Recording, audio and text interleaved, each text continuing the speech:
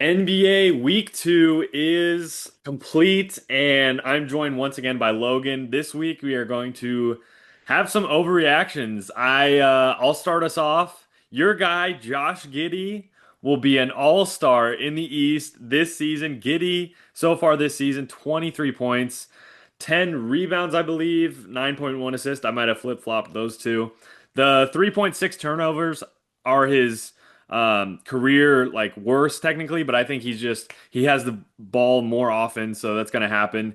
The point that I really wanted to emphasize with Giddey is he's having a career best shooting from field goal and from three. The 42% from three on pretty high volume is stellar. The 75% from the free throw line isn't quite a career best, but Chicago has beat some high quality opponents. He's not just beating up on the Wizards, he's beating up on the Sixers, the Knicks twice, Orlando and Detroit. Chicago right now is sitting at the top of the East. We're recording this on Wednesday afternoon, so if anything changes, obviously when this episode comes out, then that'll have to we'll have to address that. But your thoughts so far on your guy Josh Giddey, and do you think he'll be an all-star in the East? Yeah, I think he'll be an all-star. Those stats you just can't ignore. And he's making highlight plays too. That's kind of what the fans look at when they vote, and then just deciding who's going to be on these teams is like who are these highlight players, who are the guys that fans are resonating with the most. And I think he's doing it quite well. Chicago's a big market, so that's also going to help out as far as voting goes. But I think it's safe to say I'm not surprised that he is doing good. I mean, he's been my guy since day one. But really, it's another reason why I love their over so much is just the way they were playing last season once they had that Levine trade, and I thought it was sustainable. People could say, they're playing teams that could be tanking and not as trying as hard, but they still played so well and so fast, and that's something that gets you wins in the regular season.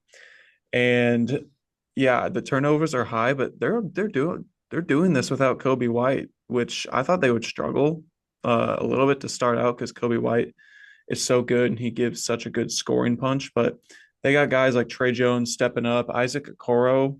Look at that trade. Whenever it was just Lonzo for Okoro straight up, people were clowning the Bulls for that, but now he's starting. He's guarding the best guy on the opposing team, and he's playing really well. These guys are really clicking. There's good vibes going on. Buzelis is playing well. Um, as far as Giddey being an all-star, I'm all here for it, and I believe it'll happen.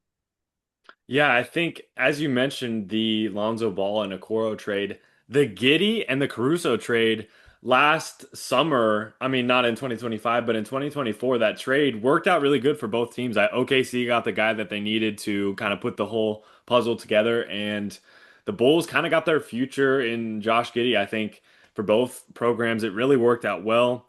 Your first overreaction of this season so far, this very young season. Yeah, the Spurs being 5-1 is a little fraudulent to me.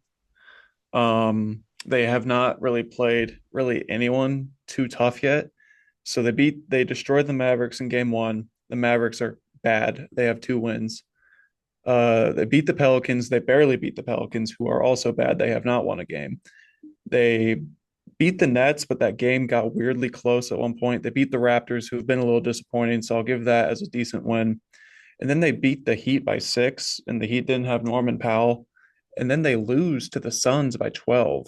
Um, I think they've had a little bit of an easy schedule, and being 5-1 is nice, but my overreaction here is I still think they are a play-in team at their ceiling, and they have the Lakers coming up, the Rockets coming up.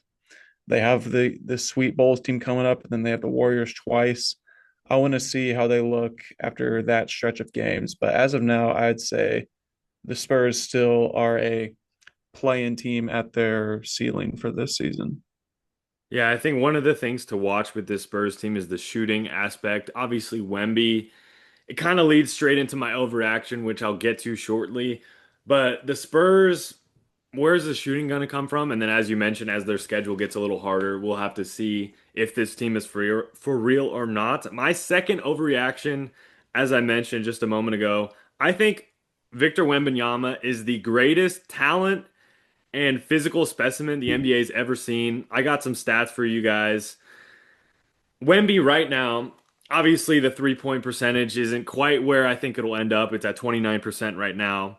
But he's averaging 26 points and over 13 rebounds, which only George Mikan and Wilt Chamberlain have done. Obviously, those guys played in the 50s and 60s. It's not the same game at all. Wembanyama also, his stocks is at 6 right now, 4.7 blocks and 1.3 steals per game. The only other players to average more blocks per game were Mark Eaton and Manute Bol. And those guys are definitely not the offensive juggernaut that Wembanyama is. And lastly, Hakeem Olajuwon, David Robinson, Anthony Davis, and Giannis are the only players that have averaged more steals per game at 7 foot. If you would call Anthony Davis a 7 footer, I think he's probably around the 6'11", 7 foot range. But all those guys are hovering around the 7 foot height that have averaged more steals. This guy's absolutely ridiculous. I think he's absolutely going to carry that Spurs team to, like you mentioned, either whether it is the play-in or a lower seed in the playoffs. He's an absolute stud, and I think the argument is there for the greatest physical talent the NBA's ever seen. Yeah, I agree. I can't wait to see how they build out this team with him, and it's going to be such a joy for us to watch over this next decade and hopefully some more. Your second overreaction so far this season. All right, I'm sorry to do this to you, but I think the Celtics are not going to be a play-in team at all. And part of that could be that they tank away the season, as I think they should, and I think you think they should. I've been seeing your tweets on what is it? What I don't know the phrases for those top guys, but you know what Oh I'm yeah. talking about. Oh Yeah, yeah. what are those phrases? All right, so The we got I think I took this from I think his name's Ian D'Angelo. He's a Celtics guy.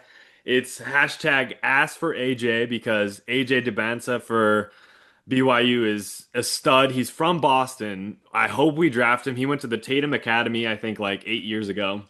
There was a picture that went out on socials of Tatum like giving him a picture after the event, and DeBanza was probably like 11 years old. We got Stop Caring for Darren. Darren Peterson is, I wouldn't say the closest thing to Kobe, but he is what I would picture Kobe in college basketball in the 2020s. He's got that fluidity, he's got that mid-range, three-level score.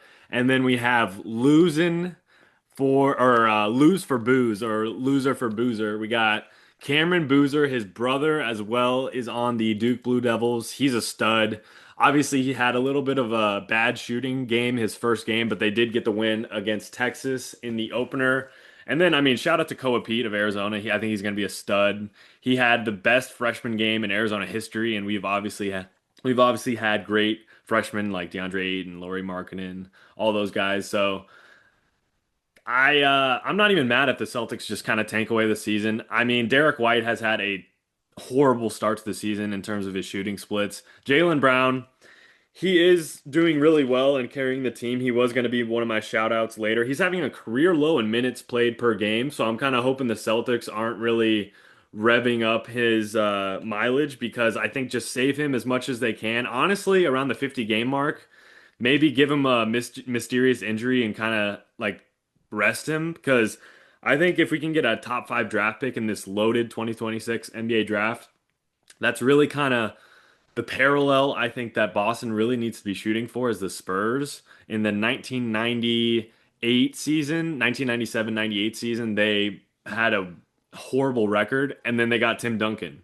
So if the Spurs have been great for they were great for the 20 years after that. So I think the Celtics really just need to tank and try. This is the season where the expectations are lower. So just experiment. If you're gonna do Pritchard and Hauser shoot 53s, did you see they had 11 makes on 51 attempts? Like one of the worst ever. So if they're gonna do that, that's okay. Like just try stuff this season.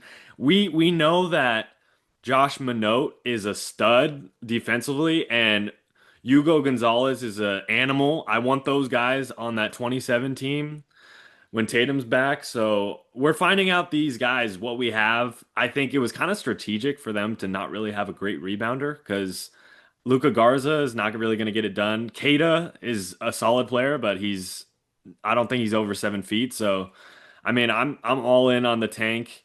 That'll lead me into my next overreaction. At this moment, right now, my rookie of the year is VJ Edgecombe. I think he's been playing absolutely stellar for the 76ers. They're 5-2. Maxey obviously is the clear number one option. Edgecombe has 19 points per game, 6 and 5, 1.6 steals. The splits are unbelievable. 48% from the field, 44% from three, 84% from the line. He's been one of the great players that I wasn't quite sure how he would look in the NBA. Obviously, he had the athleticism at Baylor, but he's looked like an absolute stud. Your thoughts on Edgecombe as the potential rookie of the year, and maybe give us some Cooper Flagg thoughts. Is this just because he's playing point guard, or what do you think is wrong there in Dallas? Yeah, well, for Edgecombe, it's he's doing really good. I was a little worried about efficiency, and he's doing it pretty well so far. He and Tyrese Maxey are playing very well together. They're playing with speed, and it's kind of a nightmare for opposing backcourts whenever you see you're playing Philly. They just play so fast and they have no fear. And that's something in this league that's really valuable is having the confidence to take these kinds of shots, do these kind of plays. And yeah, Edgecombe Rookie of the Year, I'm all for it. As for Flagg, I think some of it is just like the messiness of their roster right now with AD currently out, and then Kyrie hasn't came back yet, and D'Lo's had some pretty good games lately. So I think I think Flagg is going to get better. I mean, that's easy to say. He's going to get better as the year goes on, like the numbers. I mean, but I think I still think he has a shot at Rookie of the Year. They kind of need this team to turn it around a little bit. They are 2-5, I believe, but he's averaging rounded stats. He's averaging 14, 6, and 3 with a steal. Shooting isn't awesome right now, but he's also a kind of a high usage rookie as it is, playing 32 minutes a game. He looks good on defense. He's got the size. I think this roster just needs to kind of get cleaned up a little bit. People need to get healthy, and it's going to work out. Your third or second overreaction so far this NBA season. Um, Not as much of an overreaction. I just have to ask, Orlando, what the hell is going on?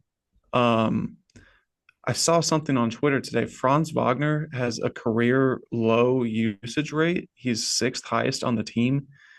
That cannot be happening. We have seen how good Franz Wagner is as a player, even without Paolo and then playing international. He cannot be having this low of a usage rate. I know they added Bane, and Bane is going to take some more shots. Gosh, I wish I could find this tweet I'm looking for right now, but they've got to figure it out. I don't know why they're 3-5. A couple of their wins are against bad teams. They lose to the Hawks last night, who don't have Trae Young.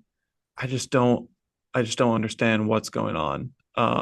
It might be a coaching thing. And maybe he's not playing as well either, but I just have to ask, what is going on in Orlando? And I was under on them for 50 wins, but I didn't think they would start out this season. What are they? three And and five. five? Like Yep. they got to turn this around. They got your Celtics in their next two games, Blazers, Knicks. We'll see how that goes, but I mean they blew out the Wizards, which good, you're supposed to. You beat the Hornets, good, you're supposed to. But then you're losing to the Bulls, you're losing to the Sixers, you've lost to the Hawks twice. Like Orlando needs to turn it around. They've been pretty disappointing so far. We're only 8 games in, but I need to see some kind of improvement coaching wise out of this because this should not be happening that way. My fourth overreaction was Orlando will not make the playoffs, so it kind of feeds right into what you're saying. 3-5 so far, 33% from three at home, and 36% on the road. That's pretty weird, shooting worse at home. Caro, there was a piece that came out on the Ringer today about his stagnation as a star. Obviously, he hasn't regressed quite as much, but he has regressed in some areas that are pretty key. Field goal percentage is down, 3-point percentage is down, assist and points are down. Wagner, as you mentioned, he's playing really well, especially that shooting 50% from the field and 39% from three. That's something that a lot of people have had questions about with him is the hitch in his shot. I think it's looking really solid so far this season. And Desmond Bane, a huge acquisition during the finals, is down heavily in his shooting splits. The 41% and 29% from three is not what they expected. He's down in a bunch of different categories as well. Rebounds, assists, blocks, steals, points, pretty much all the main things. And his it's not like his role is that much less than it was in Memphis. I think that kind of leads me perfectly into my next overreaction, number five. Also, one thing, sorry. Yeah. He's taken 6 shots in their last 2 games. That can't happen. I Mhm. understand the game 2 games ago was against the Wizards, so that's a blowout, but he I don't know what's going on. I'm sorry. But you continue. No, that I mean, Orlando needs to figure it out. That's the gist of our Orlando discussion. This leads kind of perfectly into my fifth overreaction. I think Ja Morant will not be a Memphis Grizzly by the end of this season. Now, obviously, on the court and off the court, things have not been going well for Ja Morant and the Grizzlies this season. And Ja Morant, kind of in general, the past couple seasons, I absolutely loved watching him at Murray State, and I was very excited to see him in the NBA. His at rim frequency has gone down pretty much every season in the league so far. In 2020, it was nearly half of his shots were coming at the rim. Obviously, his three-point shot has never really been his strong suit, but this season, a couple days ago on Twitter, I saw that he has more air balls than makes from three-point land, so that's really concerning. It's gone all the way down from that 50, roughly 50% in 2020 to this season, I believe it's at 30% at rim frequency for Ja Morant. So it's very concerning. He even said a couple days ago that he just doesn't have the joy anymore. I think if he's gonna be able to revive his career, he's got to get out of Memphis. Obviously, being the face of a franchise is gonna be hard to ship him, especially with his contract. But I just think it'll be best for Memphis to blow it up and build around Coward, try to get some young guys. I don't really know. What do you think of that whole Memphis situation and Morant? Well, for one thing, their history of injuries just continue. Ty Jerome still hasn't played. Pippen Jr. hasn't played. Clark, Edie, like this team is just never healthy. It's not their fault, but like it's just such a mess. Um, as for Ja, you said his rim frequency is the lowest it's ever been. If that's like what are you, Ja? What are you if you're not getting to the rim? Because you're horrible shooting the three. When you named that 14% from stat, three. yeah, when you said he has more air balls than makes, I almost fell out of my chair. I did not know that was true. But what are you, Ja, if you are not getting to the rim?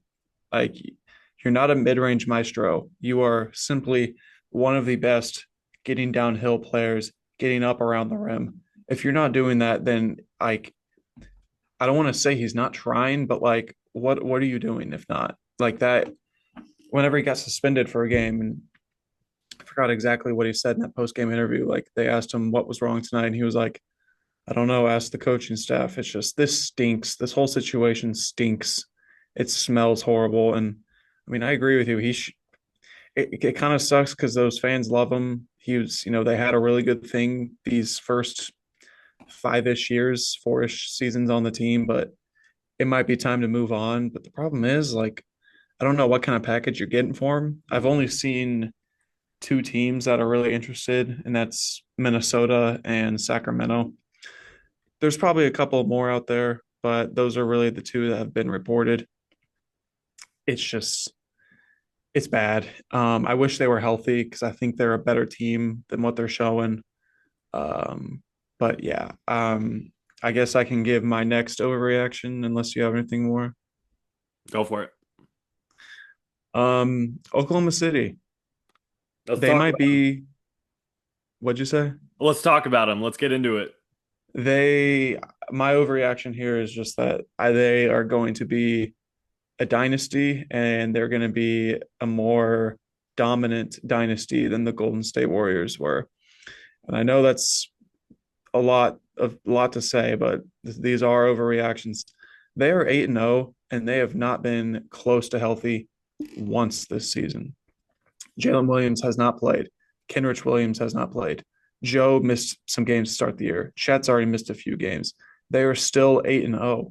They've had some close games and they get out of it. I mean, last night they were down at half against the Clippers and they won that game by 19. It's just like they they squeak away in that double overtime victory against Houston. Then they have another double overtime game against Indiana. They win, and then they've just been dominating teams since. They did have a close game with Sacramento. They were down by I think 12 in the second half. They came back and won by 6. This team is just so good. It is one of the best organizations ever, top to bottom, from the GM to their two-way guys. Everything on this team is just clicking. They have such a great hierarchy, and I think they can be, talent is the highest it's ever been in this league. If they win the championship this year, I would go ahead and already say that they're better than that Golden State dynasty, which could be crazy to say, but I think they could have a real shot of going in a series, a hypothetical series against that great Golden State team. And I think they could win that series if they played that out today. I'm loving it. I have two things to add. Number one, I'll turn the TikTok camera on for this one. Oklahoma City will break Golden State's 73-9 record this season. Just some stats of why this is going to happen. I got to give it Logan, you're a special guest on the podcast. I got to bring these high quality stats. So 8-0 as you mentioned. The 13.2 point differential right now for the Thunder is almost 3 points higher than that 2016 Golden State Warriors squad. And it is it is zero point 0.9 points higher than that 95-96 Bulls team. And both of those teams had the greatest win totals of all time in the NBA. And blowing both of them completely out of the water is the Thunder's points per game. They're averaging 122.6 points per game. That Warriors squad, I want you to guess what they were averaging points per game wise. That's 16-17 Um, or 15-16. 15, 16. I'll say like 112. 115.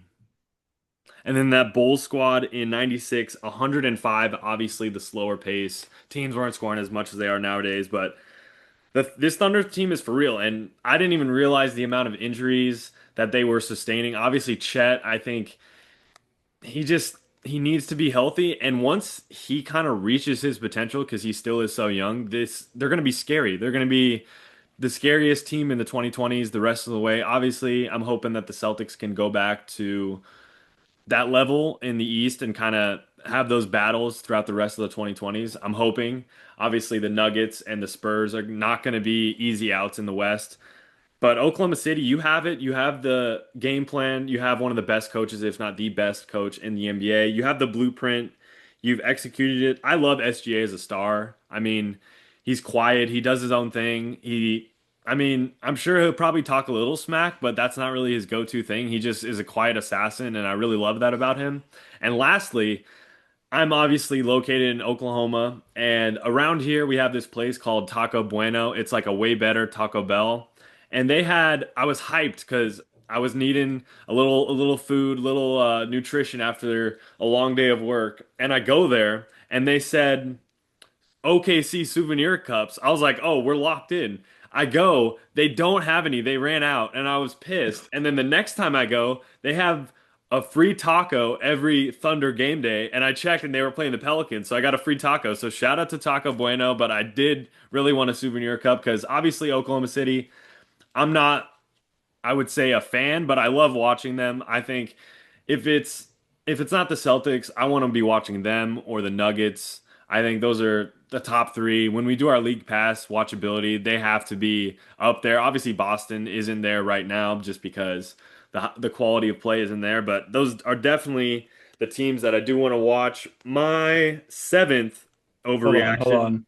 I'm Oh, sorry. you go for it. I would like to say prayers to Nikola Topic with his testicular cancer diagnosis. Um, Horrible. I feel bad for him because he missed last year with the ACL injury, and now he's dealing with this. Just wanted to give a quick shout out to him, and I hope everything goes well for him, and I hope he can get back on the court because he looked really good in summer league, and I think he could be a really unique player for this team. But it's just really unlucky what he's going through, and I just wanted to give a little shout out to him for that. Yeah, 100%. He showed some epic flashes, and that's just another tool in the tool belt that Oklahoma City has if, things obviously turn out well for him in his recovery. My sixth, no, we're at seven. Seventh overreaction so far this season. That Ryan Rollins in Milwaukee. He is looking like most improved player so far. Right now, he's 14 to 1 odds. Obviously, there's some guys ahead. Your guy Giddey is right up there. I think he's the favorite. Ryan Rollins, I didn't even know he existed before this season. The 52, 39, and 83 splits on 16 points a game. Second best player on a 5 and 3 Milwaukee team, I think is safe to say. I would take him over Kuzma any day. So Ryan Rollins, shout out to him, a big shout out. Oh yeah, I got him in two of my fantasy leagues. He is awesome. Bit of a what's that for a sliding doors moment when Windows. Kevin Porter Jr. got hurt in the first game, and that opened up the door for Rollins to take over as that main ball handler. They were kind of switching off by committee with Cole Anthony in there as well. But yeah, Rollins has been killing it. He had a little bit of time last year, late season and in the playoffs to show what he could do. He was pretty promising. He is a guard who can get in there and rebound. He can play make real well, and he's fearless. I talked about it earlier with VJ and Maxi. They're just fearless and confident, and that's what you need to, play in this league and be good at it. And he is. He is very good, and I love him. I'm very glad that he was mentioned today on this pod. But I love Ryan Rollins. I'm thinking about getting his jersey. That depends on what the Buck City editions look like. That's usually how I do my thing. I buy a City edition jersey, or I get one for Christmas each year, sort of just collecting them. And Rollins is on my radar, and the Buck City edition jerseys look really good. So That'll be I'm very huge. good. I definitely have some players that I'm hoping are on the radar and when those city editions come out as well. Number eight, I'll unless you have one, I have one real quick that we can just talk about. I got to get it on the air. Kon Knueppel will be the star of the Charlotte Hornets in 5 years and not LaMelo Ball. Kon Knueppel, I think he's had the most amount of pointers made by a rookie in NBA history to start the first 7 or 8 games of his career. The 15 points, 6 rebounds, 2 assists so far. I think he's been an absolute stud. I just wanted to shout him out real quick. Your next overreaction. Yeah, Khan's been great. He's hucking him up, and I've cashed a few 3-point props on him. So I love that take by you. For me, I'd say I don't know if it's as much of a hot take, but I think it's easy. It's very safe to say that this is LeBron's last year with the Lakers.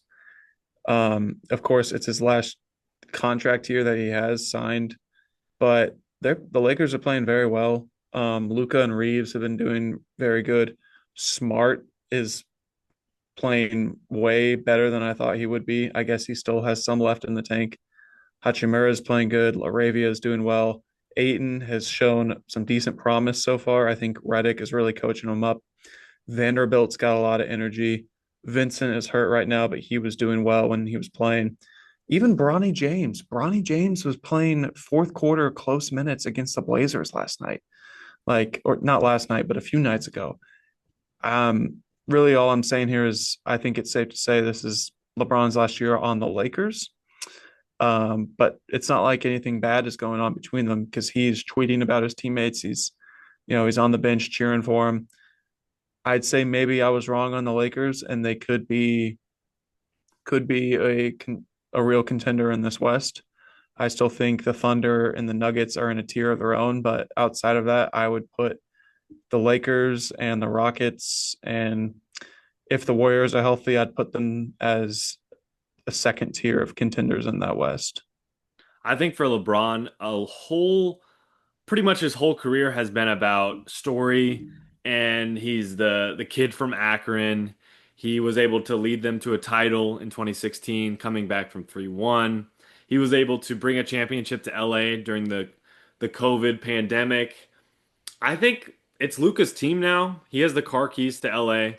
He's taken the car, and they have a bunch of guys that I really love around Luka. I think Reeves is a great two man to him. I think Aiton's going to be a stud for LA. Obviously, he's not quite what he should be as a number one pick. Obviously, I don't think he'll ever be the superstar that people thought he was going to be as a a guy that lived in Arizona. I really wish the Suns would have gotten Doncic in that draft. I think I'll always wish they did. I would have loved to see him in Booker, but I think LeBron, I think I could see him going back to Cleveland. I think Cleveland's first round exit last year didn't help. And this season, I think if the Cavs don't make it to the Eastern Conference Finals, LeBron can be that savior again, come back to Akron. And if you don't win a title, you already brought them a title 9 years ago. And if he does it again, I think the GOAT debate will always be 50-50, but that'll just be another notch on the belt for him. So we'll have to see what happens in the offseason with LeBron. I really thought this was going to be a retirement tour for him with that Hennessy, as we mentioned, the decision number two. We might have a decision number three this summer, definitely in free agency. Number nine, another player that their legacy is still on the line deep into their 30s, Kevin Durant. Overreaction number nine, second to last one of the day. If Kevin Durant leads the Houston Rockets to the NBA Finals, Houston will be the only franchise to retire his jersey. Now, I really wanted to talk about this I've had it in my notes app for about a month. I've thought about it, and what would you say is Kevin Durant's home? I mean, Oklahoma City, obviously he played there for the first 8 or so years of his career. Obviously Seattle with that one season, but I don't really think he's home to Oklahoma City because their guy's SGA and they won a title with him, and Kevin didn't really win anything with him. So do you think that's crazy? If he has success with Houston, they'll be kind of his home, but he doesn't really have one. No, I don't think that's crazy. I'd say OKC was his home until they won that championship with Shea, because now that's completely his house. I think the Brooklyn days weren't bad. It's just unlucky with everything that happened. And then Phoenix, no. I agree. If he leads Houston to a title or even the finals and they have a good ending, he retires there and there's no drama, then yeah, they can call Houston his home for sure. It'll be him and Travis Scott with statues outside of the stadium. So we'll have to And see what Harden. happens with KD and the rest of his career. The last one, and then we'll talk about some of the locks we had and some shout outs before we wrap it up. I just wanted to say Larry Markkanen should be the number one player on every team's trade deadline list if they want to contend for an NBA title. He's fourth right now in the scoring for the NBA. Obviously, I've loved him since he was a freshman in 2017 at Arizona, and he's just been on like horrible teams. I just really want to see him in a Lakers uniform or a Nuggets uniform. Like if any of these teams were able to get him, it would be a huge blessing. I think the Cavs could use him again. I know they had him in 2021, but I would love to see him back in Cleveland. Obviously drafted by Minnesota and then traded. I just want to see him in a different uniform. So that's just a quick last overreaction. I do want to give some shout outs and then we can look at some of our locks. I wanted to shout out to AJ Green, 53% from three. He's been absolutely stellar. The George kid from Washington. I always get the Keontae and I think it's Keyshawn from Washington, the Keyshawn. Georges. They're absolutely dominating. Maxi, shout out to him. He's taken that number one option away from Embiid and PG. Boozeless, he's been playing absolutely stellar for the Bulls. I didn't realize he could shoot like that, 42% from three this season. Jaylen Brown, career low in minutes since 2020, which I think is good. Save the miles on the tires for him. 38% from three. I'm hoping he can sustain that until Tatum gets back and continue that success. And a career high in points for him. I don't know if he'll get to that 30 mark, but I think he's hopefully just getting these reps and will continue that momentum to when Tatum comes back. Any shout outs before we look at our preseason locks? Yeah, I'll give a shout out to the trio of AJ Mitchell, Isaiah Joe, and Aaron Wiggins. They have been doing very well scoring with Jalen Williams out. I'll give a shout out to Tari Eason. He is just playing very hard.